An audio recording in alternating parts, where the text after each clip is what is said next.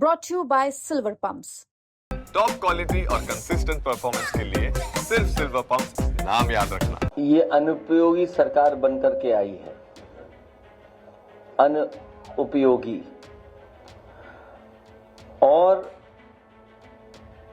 अयोग्य सरकार है और हमारे अनुपयोगी मुख्यमंत्री इसको बंद कर दे रहे हैं।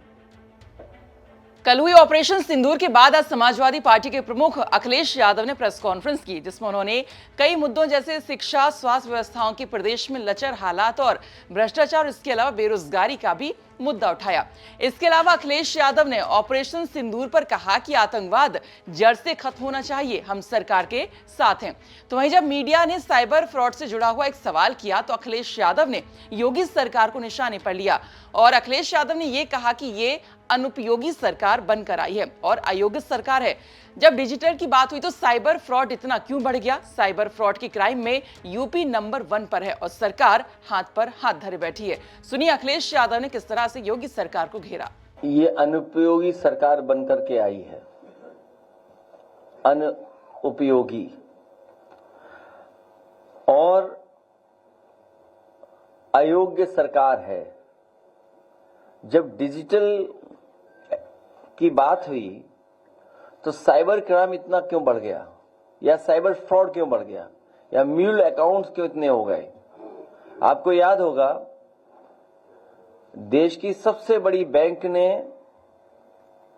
एक अखबार में ऐड दिया था जिसमें एक गधा जेल के अंदर है, और जब आपत्ति हुई उस ऐड पर, उसके बाद से वो ऐड अभी तक नहीं आया। साइबर फ्रॉड में या जो इस तरह का क्राइम हो रहा है, यूपी नंबर 1 है।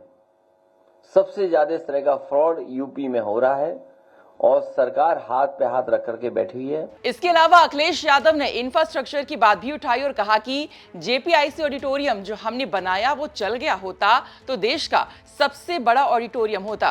किसी भी अच्छे काम को बीजेपी के लोग पसंद नहीं करते हैं। उन्होंने कहा कि ये जलन करने वाले लोग हैं बीजेपी के। हमारे अनुपयोगी मुख्यमंत्री गोमती रिवर फ्रंट नहीं बनने दे रहे हैं और इसे बंद कर दे रहे हैं। सुनिए अखिलेश यादव ने आगे और क्या कुछ कहा। इंदौर तो इसलिए कि हमारे पास इंफ्रास्ट्रक्चर है और अच्छा बनाएंगे इंफ्रास्ट्रक्चर। यही तो हम चाहते हैं कि इंफ्रास्ट्रक्चर अच्छा हो प्रदेश का। देखिए, अगर जेपीआईसी का ऑडिटोरियम चल गया होता, जो ऑडिटोरियम हम लोगों ने बनाया, देश का one of the best auditorium था वो, आपको विज्ञान भवन से भी अच्छा मिल गया था। भारतीय जनता पार्टी के लोग जलस लोग हैं, किसी भी अच्छे काम को पसंद नहीं कर सकते। रिवर फ्रंट देश का एग्जाम्पलरी काम है, ये गोमती रिवर फ्रंट, और आपका बंद कर दिया, नहीं बनने दे रहे हैं। मैं उस दिन अखबार में पढ़ रहा था साबरमती का कि 50 किलोमीटर का और वहां कर रहे हैं, अपना बना रहे 50 किलोमीटर और हमारे अनुपयोगी मुख्यमंत्री इसको बंद कर दे रहे हैं।